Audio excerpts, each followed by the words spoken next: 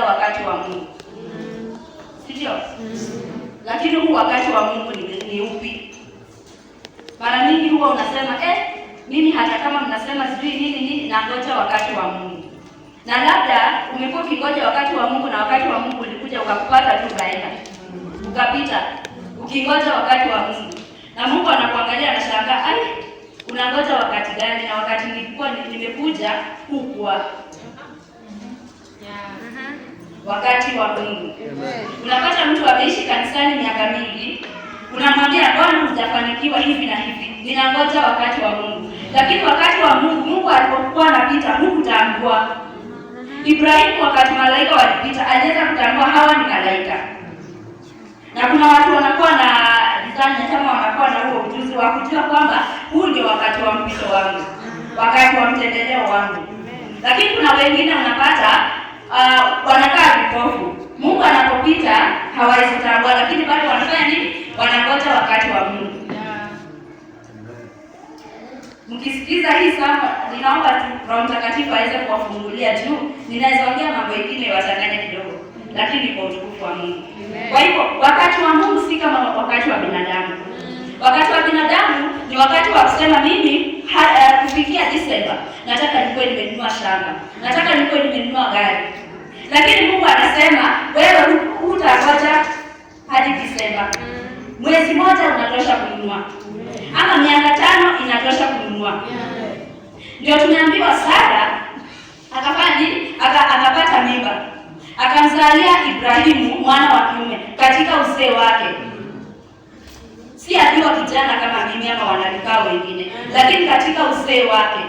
Labda alikuwa ameambia Mungu, mimi nataka nikifika miaka 15, miaka 20, miaka 30, ama labda nikiwa miaka 5 kwa ndoa, ama nikiwa miaka 20 kwa ndoa nilikuwa nimebarikiwa hivi na hivi. Lakini akangoja, anangoja imefika January. Huwa tunaandika New Year resolution. Nikisema hivyo si tunaelewa? Tunakuja, tunaruka mwaka kanisani, halafu mnaambiwa kama uko na hitaji lolote unataka Mungu afanyie mwaka, fanya nini? Andika ulete kwa madhabahu. Na sisi tunakuwa kipaumbele, tunafanya vile. Mwaka unaisha bado. Mwaka mwingine unaisha bado. Sara waliendelea hivyo. Wakiwa na Ibrahimu wake.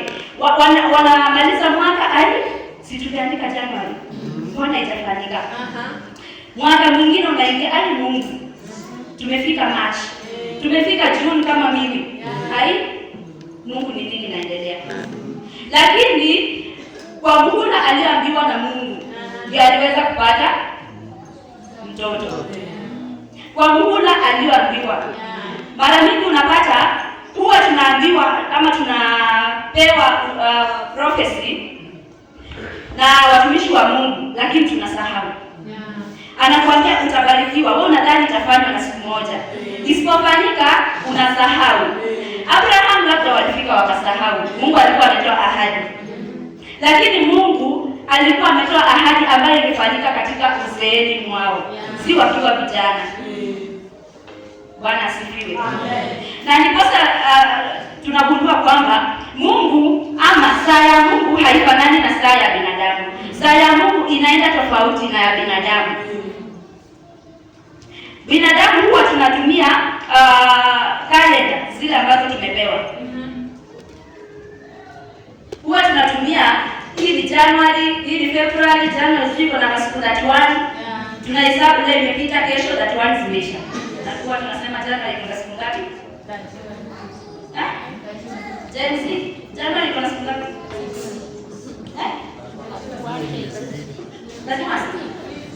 50. Resident na anajua 50. Anaelewa chenye inamaanisha. Huwa tunasema January haishi, iko na siku 50. Si ndio? Aisha. So tunaenda na kalenda inaisha inafika date 15, lakini tunaona ni kama ndio date 1 imeanza. Tunashangaa hii mwezi haishi. Mwisho ikisha ikifika date 31 tunasema at least tunaenda February. Tunaanza February ikiwa date 52. 51. Tunatumia kalenda ambayo ilitengenezwa na binadamu. Lakini ningependa kuambia Mungu huwa anatembea na majira. Amen. Hatembei na ile kalenda. Kwa umehesabu zimefika jua ziishi. Lakini Mungu anaenda na majira. Sijui kama tuna Mungu huwa anaenda na majira. Haizienda na ile kalenda, yeye huwa anasonga na majira. Na ni vizuri kujua majira ya Mungu kwa maisha yako. Abrahamu amejua ni majira ya Mungu kubarikiwa uzeeni, hawangejisumbua sana, si ndio? Lakini saa nyingine unapata tunajigonga kabisa, tunasumbuka kabisa na maisha juu hatujajua ama hatujasikiza Mungu vizuri aweza kutuambia majira yake ni lini. Ukiweza kujua majira yangu ya kubarikiwa, majira yangu ya kupata promotion, majira yangu ya kufungua kazi nyingine ni mwaka ujao. Huu mwaka hutakuwa unapatia Mungu stress. Utakuwa umetulia mbele za Mungu. Unamwambia ni asante kwa maana najua haya ni majira ya kungoja. Haya ni majira ya kujikusanya. Ili nikuwe na ile capacity ya kubeba ile baraka ambayo umeiweka mbele yangu. Lakini unapata wakati unafaa kungoja Mungu, wakati unafaa kujiwekea ile capacity na wenye waelewi watatafsiria nao. Wakati unastahili kujiwekea akiba ya nguvu, wakati unastahili kujiwekea ile nguvu yenye unastahili kutumia, labda kuamka asubuhi na mapema kuenda kazi ama nini, ama kuweza kuwa na capacity ya kubeba ile baraka Mungu amekuahidi, wewe unashinda umelia, umepoteza nguvu. Unapoteza nguvu wakati majira ya Mungu ya kukubariki itafika. Unafaa utambue kwamba kuna majira tofauti mwanadamu huwa anapitia. Bwana asifiwe. Amen. Mungu atusaidie sana. Amen. Abrahamu kwa Kiswahili, kwa Kizungu nasema waliweza kupata mtoto at the set time. Wakati ule Mungu alikuwa yeye mwenyewe ameamua. Si wewe mwenyewe muhula ambao wao walikuwa wamesema wanataka.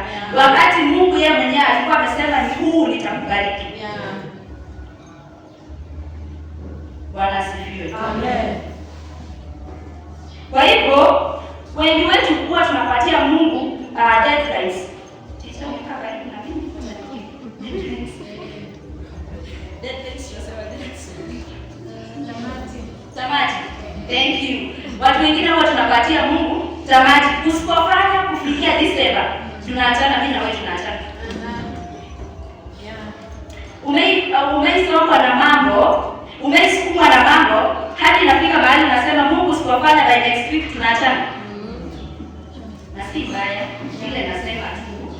Umeifikia hapo. Unahisi kwamba hapa ni giza tu, hakuna mwangaza. Mungu usipofungua huu mlango by kesho, mimi na wewe tunadokana. Mimi na wewe nikisikia na wasema ni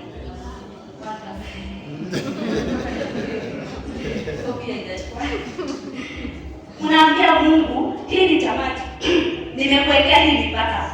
Usipofanya kulingana na mimi penye nataka, mimi sitaendelea kukutumikia.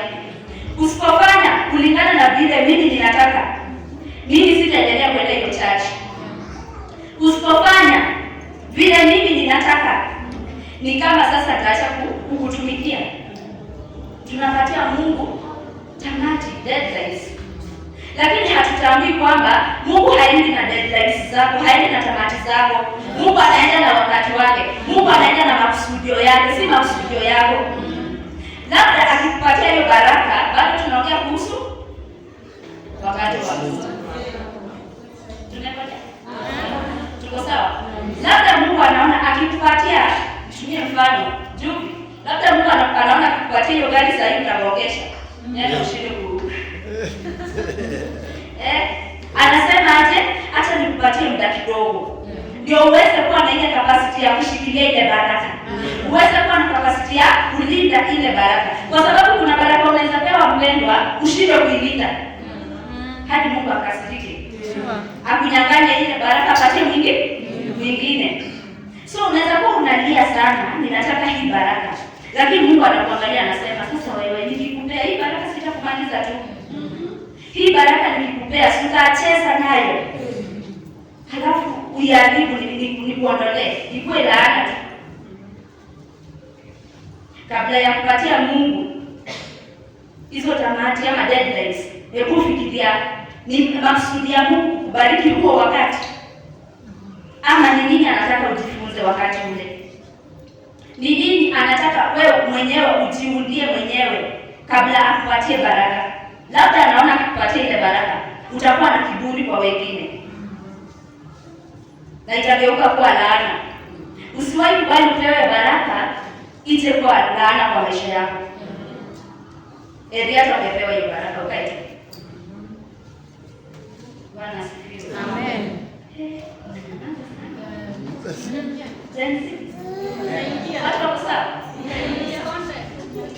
Content. Hallelujah. Amen. Hana, nitumie mfano. Hana hakuwa na mtoto na aliomba siku baada ya nyingine akiambia Mungu nibariki na mtoto, lakini Mungu hakumbariki leo na kesho, ilichukua muda. Nataka kusema nini kwa mfano wa Hana? Kwamba hakuna maombi yenye utaomba yaweza kubadilisha mawazo ya Mungu. Umepata hiyo? Hakuna maombi utaomba yaweza kubadilisha majira ya Mungu. Mungu ameamua nitakubariki Abrahamu, wewe nitakubariki wakati wa uzee, ndio nitakubariki na mtoto. Hakuna alifanya. Abrahamu alikuwa mtu wa sacrifice sana, si kweli? Lakini hata kupitia kutoa dhabihu, hakuna dhabihu iliweza kufanya Mungu abadilishe wakati wake ambariki akiwa kijana. Mungu alingoja hadi ule wakati tu alikuwa amesema huu ndio nitakubariki, na akaweza kumbariki katika uzeeni. Kwa hivyo hakuna maombi utashinda umelia kanisani, utashinda umejifinya sana, na nitaeleza baadaye, watu msiniskote. Hakuna maombi utalia kwamba Mungu ninataka unibariki. Hakuna dhabihu utatoa kwamba Mungu hii natoa kwa sababu nataka unibariki. Atifanye Mungu sasa abadilishe mawazo yake, abadilishe wakati wake. Bado Mungu atatenda kwa wakati wake. Hakuna kazi utakuja kufanya kwa nyumba ya Mungu ati ninafanya hii najitolea ili Mungu aweze kuona kazi yangu kwa nyumba yake anibariki.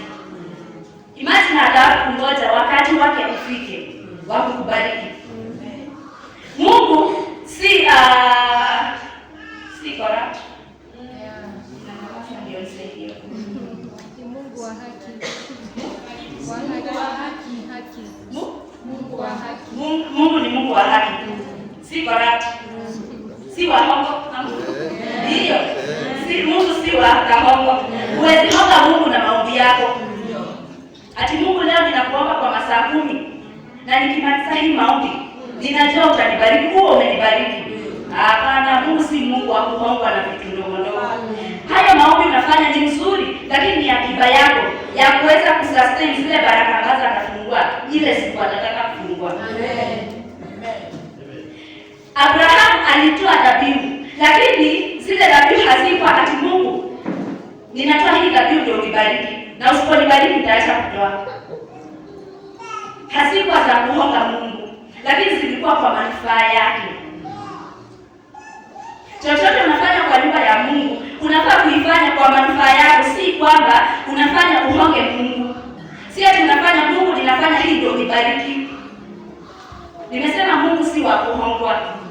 Na hiyo ndio imesumbua Wakristo wengi. Unapata umekuja kanisani umeomba sana, lakini haujapata baraka zenye ulikuwa unangoja kwa Mungu. Unaanza kukasirika na Mungu. Na si mimi nakuombaga, na si mimi najitolea kwa kazi yako, na si mimi unakasirika na Mungu. Lakini unafaa ujue kwamba maombi ulikuwa unafanya labda hayakuwa kulingana na makusudi ya Mungu. Ukikuja kuomba, unafaa ujue ni majira gani huko. Kama uko majira ya kungoja, fanya ile kazi ya Mungu kwa kujitolea tu, ukisema Mungu hii ni akiba yangu ya kesho. Bwana asifiwe. Amen. Basi nimechanganya. Hii ni akiba yangu. Tusiamini Mungu wapendwa kwa sababu ya kile tunataka tufanyie. Kuna wimbo huo unaimba mimi huwa napenda kutumia waimbaji juu sauti kuna vile hata usiyafanye kunisaidia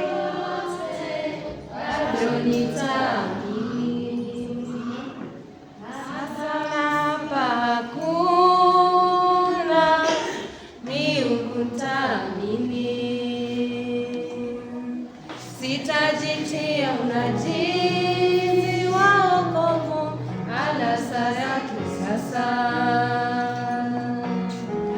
Na uhakika waweza kuniponya hata usiponiponya, sitaabudu masanamu.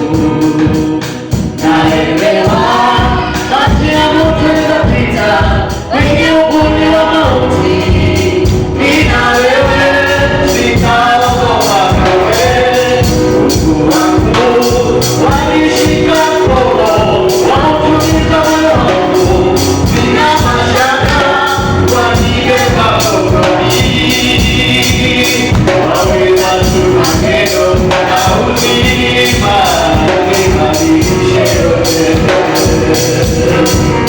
hata usiyafanye hayo yote, bado nitaamini.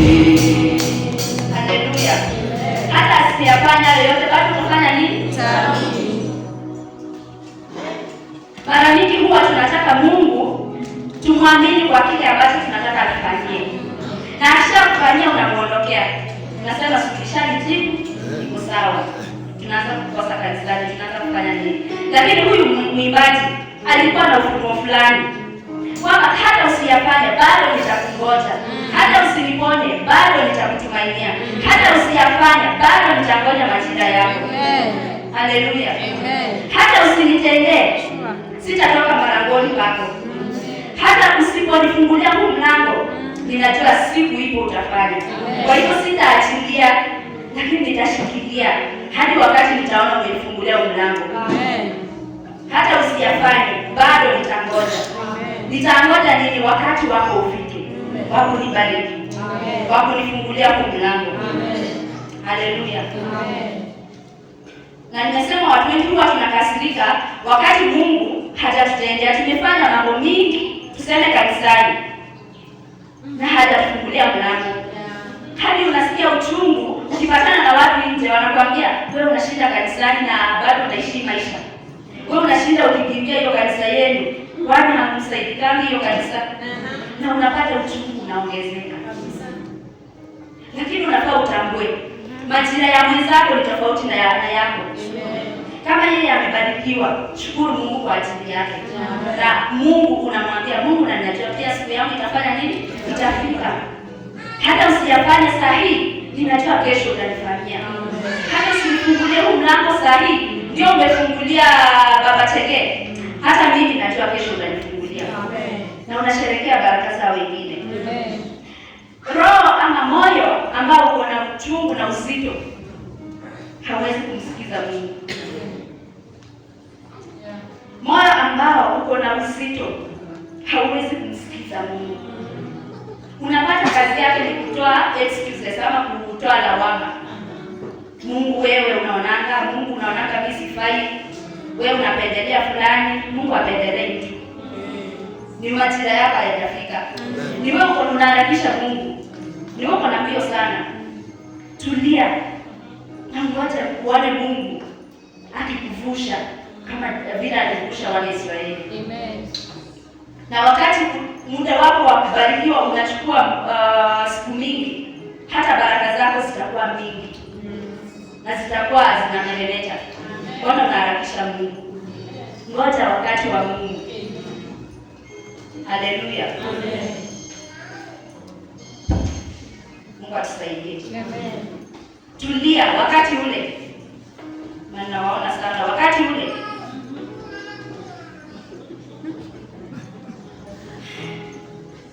Unangoja Mungu. Majira yako ya kungoja Mungu. Endelea kumtumikia Mungu. Amen. Endelea kumfanyia Mungu kazi. Ukimwambia ndio Mungu najua hujanitendea, lakini mbona unasema hivi? lakini Mungu najua siku itafika utanifanyia. Endelea kujitoa kwa kazi ya Mungu, usipoteze tumaini. Asubuhi tumehubiriwa na habari Pastor Deva anaenda, tumehubiriwa asubuhi. Nimeonyesha kwenye hapo. Asubuhi tumehubiriwa tukaambiwa usipoteze tumaini. Maombi ya kusaidie ukwe unashikilia kabisa kwa maombi. Usipoteze tumaini. Wenye asubuhi walisikia hii message? Mbona unapoteza tumaini? Mungu hajamalizana na wewe. Ametoa ahadi kwamba nitatimiza neno langu juu ya maisha yako. Mbona unakata tamaa kabla hujaona yeye ametimiza neno lake juu ya maisha yako? Bado hatafikia wakati wa kufanya nini? Wa kukutendea. Mbona unapoteza tumaini? Wakati wa Mungu, majira ya Mungu. Usiache udhaifu wako uweze kudifanyia Mungu ni nani kwa maisha yako.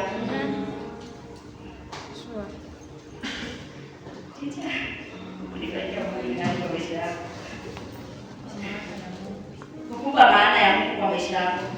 Usiache upungufu wako ama upungufu ulio kwa maisha yako ukupe maana ya Mungu ni nani kwa maisha yako. Usiache watu watumie upungufu wako kukuambia Mungu wako anakaaje.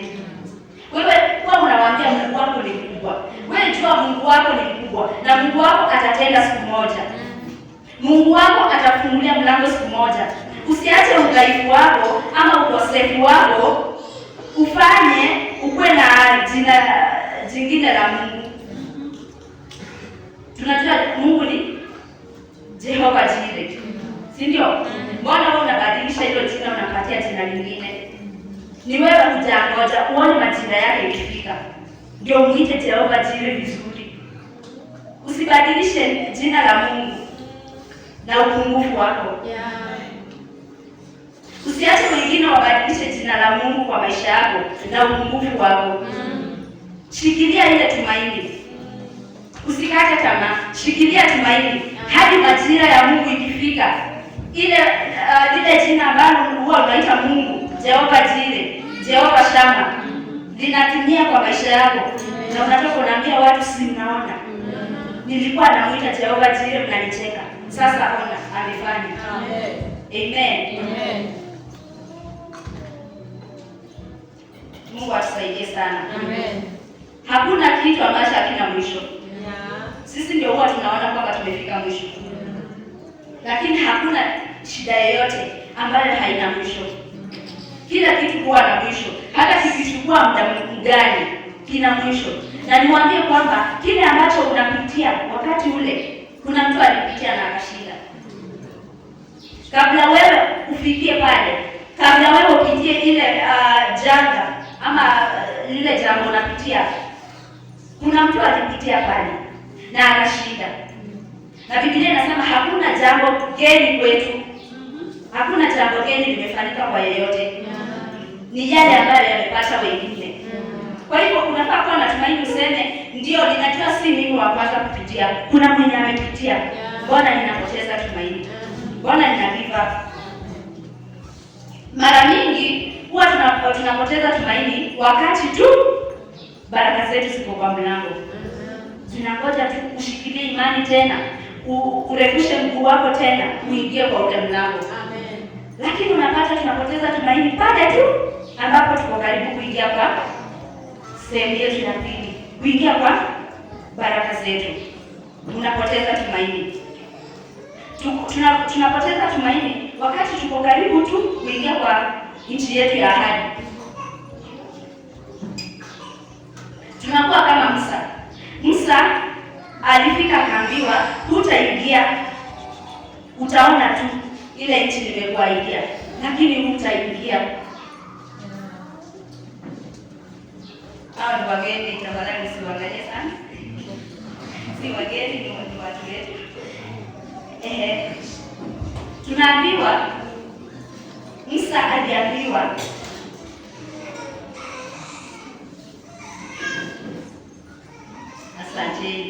Musa aliambiwa hutaingia, utaona tu lakini hutaingia. Na ni nini limzuia asiingie? alikuwa na hasira ya kwanza, sio? Kuna wale alikuja akapata wanaabudu sanamu wana wa Israeli, akaangusha chini ile Torati ikavunjika. Hiyo ni hasira ya kwanza. Haya, hii hasira unapata hata sisi wa Kristo. Mungu anakosa kukutendea, unakuwa na hasira. Ulikuwa karibu kuingisha mguu wako wa nchi ya ahadi, lakini unakasirika. Mungu, mimi nashinda nikikuomba kila siku. Bwana unabariki mama fulani, Bwana unabariki kijana fulani, Bwana unabariki mzee fulani, na ile hasira inaingia kwa moyo wako, wakati Mungu alikuwa anataka usikume leo tu uingie. Hasira imeingia kwa moyo wako, na Mungu anakuambia sawa tu, si umekasirika, utaona baraka zako, lakini utaingia. Mungu atusaidie. Amen. Utaziona kwa mbali, lakini hutaweza kuingia nchi ya ahadi. Huku mlango nitaufungua, uchungulie tu baraka kwa mbali, lakini nitafungua, uchungulie, utaingia. Mungu atusaidie. Amen. Na tunapata pia Musa alikuwa na kutotii. Aliambiwa wakati walikosa maji jangwani, akaambiwa anenee jiwe. Yeye alifanya nini? Aligonga mara mbili. Na pia Mungu akamwambia kwamba hutaingia, utaona tu nchi yako ya ahadi, lakini utaingia.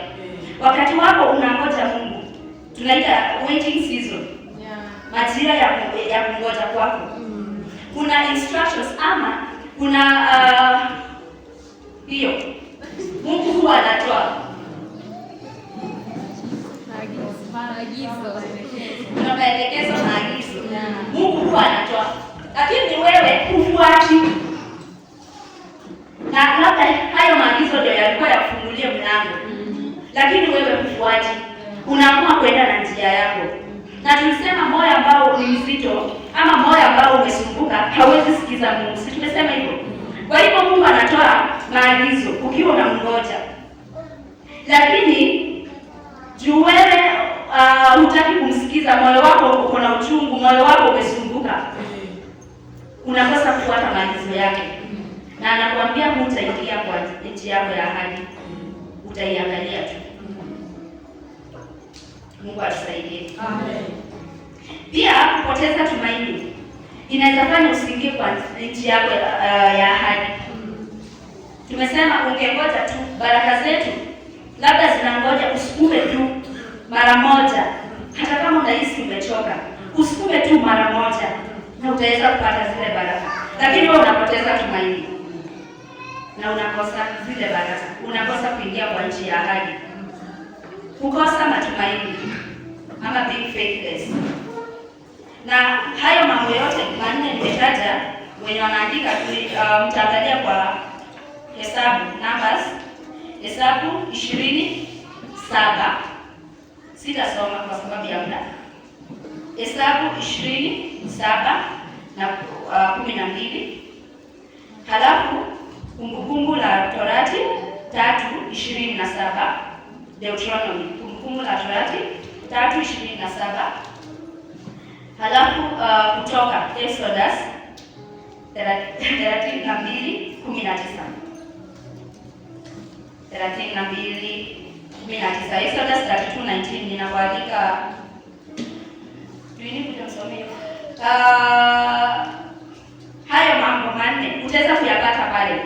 Vile na utaweza kuelewa kwamba Wakristo ni sisi tunafanya baraka zetu haziwezi kuja kwa maisha yetu kwa sababu ya kupoteza tumaini, kwa sababu ya kuwa na hasira, kwa sababu ya kufuata maagizo ya Mungu, na tunafanya baraka za Mungu haziji kwa maisha yetu. Tusomee hiyo ingine, Isaya.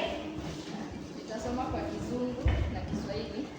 Isaiah 49:8. The word of the Lord says, "This is what the Lord says. In the time of my favor, I will answer you, and in the day of salvation, I will help you. I will keep you and will make you to be a covenant for the people, to restore the land and to reassign its desolate inheritances." Kwa Kiswahili, Isaya 49:8. Isaya 49 mstari wa 8 inasema, Bwana asema hivi, wakati uliokubalika nimekujibu, na siku ya wokovu nimekusaidia.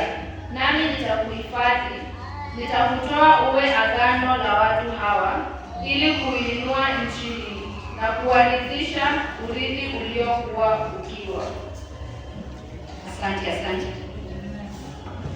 Asante. Kwamba tunaambiwa kwa wakati huu uliokubalika nimekujibu. Bwana asifiwe. Amen. Kwa wakati umekubalika nimekujibu. Na Danieli alienda kuomba, akaambiwa ulijibiwa siku ya kwanza wakati ulianza maombi, lakini yeye hakuweza kujua majira yake. Alisukuma 21 days na alijibiwa siku ya kwanza. Tunaambiwa kwa wakati uliokubalika nimekujibu. Wakati wa Mungu ndio Mungu huwa anakujibu, si wakati wowote. Na baraka ambazo Mungu huwa anatoa kwa wakati wake ni baraka za kudumu, lakini ukimsukuma sana atatoa zile baraka wakati ambao si wake, na hazitakusaidia, zitakuletea shida. So tunafaa tufanye nini? Umwambie Mungu, ndio ninakuomba unibariki, lakini kwa wakati wako. Kwa wakati uliokubalika nimekujibu. Si wakati wowote. Wakati uliokubalika ndio nitakujibu. Mungu, usinibariki nje ya wakati wako, lakini unibariki kwa wakati wako. Kwa muhula wako. Na nimesema binadamu huwa tunapitia majira tofauti kwa maisha yetu. Kuna wakati wa kungoja, kuna wakati wa kuambiwa songa, kuna wakati wa kufanya nini? Kubarikiwa. Kuna wakati wa kucheka. Ukiangalia katika Ecclesiastes hiyo inasema wakati wa kufanya nini? Ndio wakati wa kucheka, wakati wa kukula, wakati wa njaa, ndio mambo yote. Na hiyo itafunza nini? Wanadamu huwa tunapitia kwa wakati tofauti. Huwa tunaishi kwa majira tofauti. Huwezi ishi kwa majira moja maisha yako yote. Lazima hayo majira unayopitia yaache kikomo ili uanze majira mengine. Mbona wewe unasema huu ugonjwa wangu? Mbona wewe unasema hii shida yangu? Mbona unasema ni kama hii shida ni yangu, ni kama haya mambo ni yangu? Si yako mpendwa. Ni wewe hutaki kusukuma tena. Ni wewe hutaki kuaminia Mungu. Ni wewe unaelekea Mungu mikakati. Unasema Mungu. Na Mungu anaketi anashangaa, sasa huyu shida yake ni gani? Situsukume tena wapendwa. Situaminie Mungu tena kwa sababu ya vile kwa ajili ya jinsi yeye yuko. Si kwa sababu tunataka atubarikie na tufungulie milango. Tumwaminie Mungu kwa ajili ya yeye mwenyewe, ukuu wake. Bwana asifiwe. Amen. Na kila kitu huwa unataka inakuwa katika hiyo sehemu ya pili ya kutii. Everything you desire is on the other side of obedience. Iko kwa hiyo ngambo nyingine ya kutii. Iko katika hiyo ngambo nyingine ya imani. Chochote ambacho unataka kiko katika hiyo ngambo nyingine ya kutii, ngambo nyingine ya kuwa na imani, ngambo nyingine ya kushikilia tena, ngambo nyingine ya kutulia mbele za Mungu. Unaacha kuwa na heka ama anxiety. Unatulia mbele za Mungu na mwambie Mungu, unajua ninapitia hili, na kwa wakati wako nifanyie. Na pale ndipo Mungu utapata na kutendea. Na utajuaje ni wakati wa Mungu ama majira ya Mungu yamefika kwa maisha yako? Wakati unapata furaha ambayo haielezeka, unexplained joy. Unapata tu furaha unayo, haieleweki imetoka wapi. Hadi watu wanakuambia na siku hizi uko na furaha, wakati wa Mungu umefika wa kukubariki. Na hapo unastahili unamtafuta Mungu hata zaidi. Kwa sababu usipokuwa kiafu huo wakati shetani ataingilia kati. Na ataweza kusambaratisha mambo. Unafaa utambue haya ni majira ya Mungu, kwa sababu niko na furaha ieleweki. Na usimame kabisa useme Mungu, hii ahadi ambayo unataka sasa kunipa, hii baraka ambayo unataka kuifungua saa hii, lazima sasa itokee. Hakuna adui ataingilia katikati isambaratishe. Ya pili ni kwamba unakuwa na amani ya ndani, inward peace. Amani ya ndani tu. Umekuwa ukisumbuka, moyo wako hauna amani. lakini nafika mahali nasikia moyo wangu una utulivu, una amani. Ni majira ya Mungu kufungulia mlango. Na tumesema kwa hayo majira usinyamaze tu. Unamwambia Mungu, bado ninashikilia imani, ninakungoja. Unaomba hata zaidi kwamba shetani asifanye nini? Asiingilie.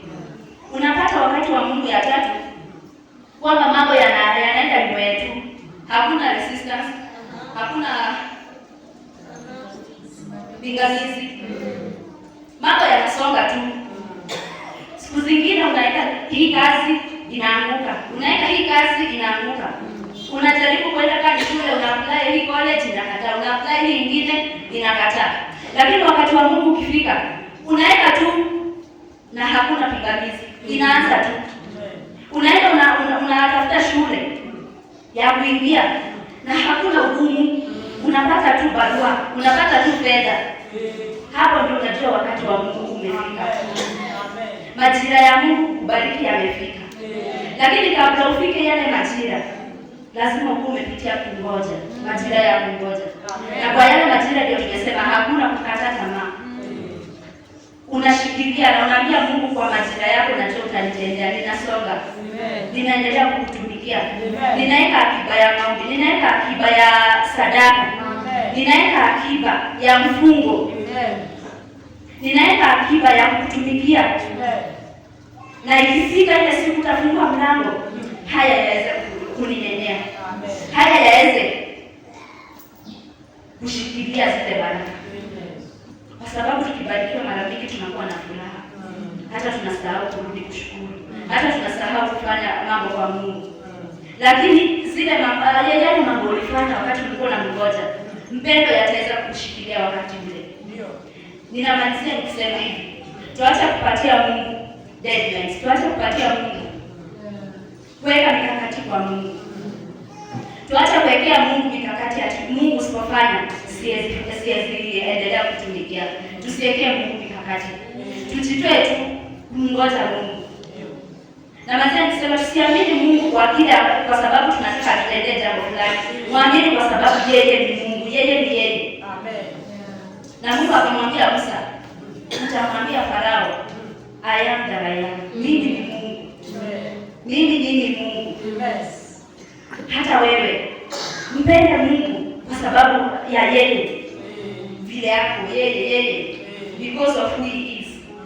Si kwa sababu nataka afungulie mlango, kwa sababu yake vile yeye yuko, kwa sababu ya ukuu wake. Na kitu ya tatu, tambua kwamba tunapita kwa majira tofauti. Hakuna kitu ni permanent kwa maisha yetu. Hakuna kitu kinakaa kwa maisha yetu forever. Hakuna kitu kinakaa. Sisi tunapita kwa majira tofauti. Jana nilikuwa katika nyakati ya kungoja ama season ya kungoja. Leo Mungu ananiingisha kwa season ya furaha, season ya baraka. Na mpendo, huyu Mungu ni wa kuaminiwa. Huyu Mungu ni wa kungojewa. Huyu Mungu ni wa kutumainiwa tena. Bora tu usipoteze tumaini. Bora tu ushikilie tena. Hata ikichukua muda gani, wakati wake atatenda. In God's time, kwa wakati wake, kwa majira yake atafungua ule mlango na utafurahi. Huwa tunaona wengi wakikuja kwa pastor na bishop akisema asante, nimekuja kushukuru kwa sababu Mungu alitendea hili na hili. Jua before wakuje kushukuru, kuna wakati walifika wakapoteza labda hata tumaini, wakapita kwa safari ya kungoja Mungu sana, na Mungu hiyo siku ilifika wakati wa kuwabariki na akawafungulia milango. Hata wewe ipo siku, kama uko katika ile period ya kungoja Mungu ama majira ya kungoja Mungu, amini Mungu kwamba ipo siku utasimama kwa haya madhabahu na useme ndio Mungu, wakati wangu wa kubarikiwa kumbe ulikuwa ufike. Kumbe ulikuwa ufika haraka hivi. Kumbe majira yako ya kunibariki yalikuwa yaharakishe hivi. Amini kwamba siku moja pia wewe utasimama kwa madhabahu na utasema kwamba wewe ni mwaminifu Mungu. Hakuna jambo lililokuwa permanent wapendwa. Hakuna jambo halina mwisho. Kila jambo lina mwisho. Hata tunapomaliza, ninaomba tusimame. Nimemaliza. Usimame. Ambia Mungu akupatie spirit ya discernment.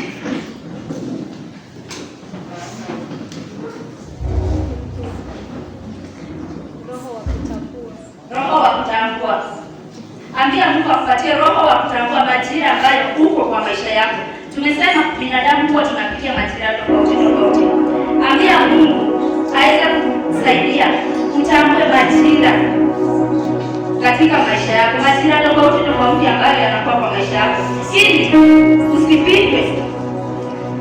ili usipitwe na majira yako ya kubarikiwa.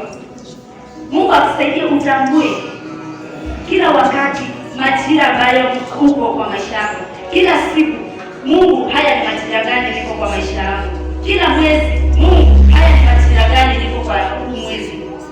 Ambia Mungu, Mungu nisaidie, Roho wako Mtakatifu anisaidie niweze kutambua majira yangu, niweze kutambua hata majira ya ubarikiwa wangu katika jina la Yesu.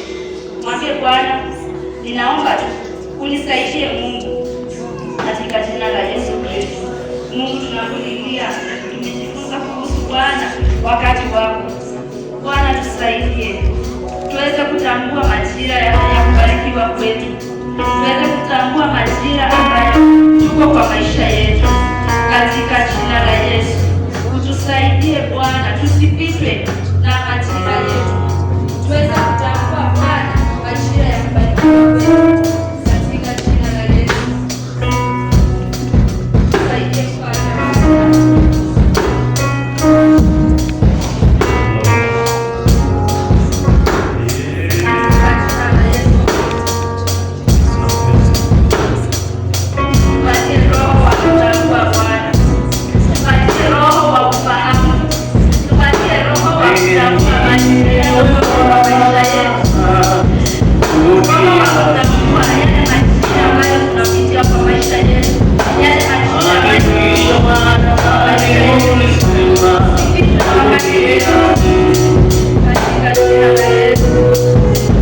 Wewe ni Mungu mwaminifu siku zote.